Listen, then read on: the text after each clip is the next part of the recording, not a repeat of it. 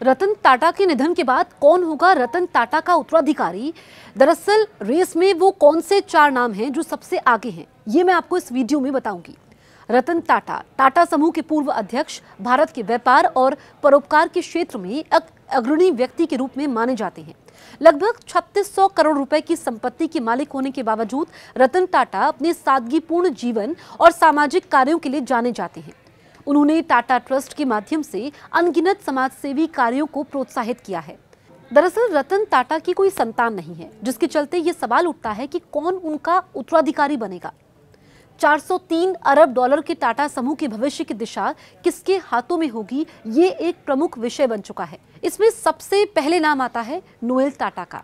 रतन टाटा के सौतेले भाई नोएल टाटा को टाटा समूह के उत्तराधिकारी के लिए एक प्रमुख उम्मीदवार माना जा रहा है। नोएल टाटा नेवल टाटा और सिमोन की संतान है और उनकी टाटा समूह के साथ गहरी भागीदारी है।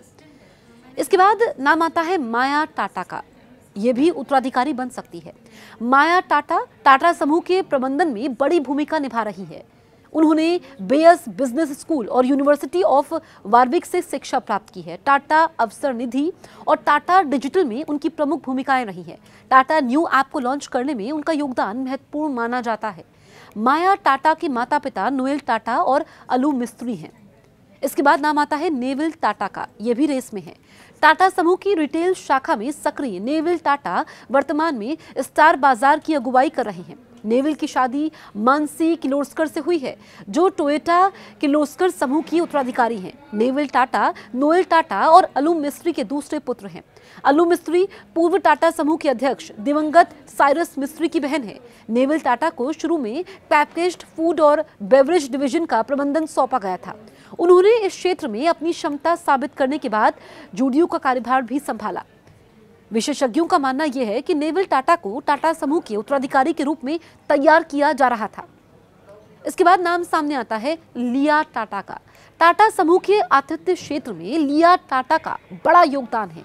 उन्होंने स्पेन के आई बिजनेस स्कूल से शिक्षा प्राप्त की। ताज होटलों के संचालन में महत्वपूर्ण भूमिका निभाई है।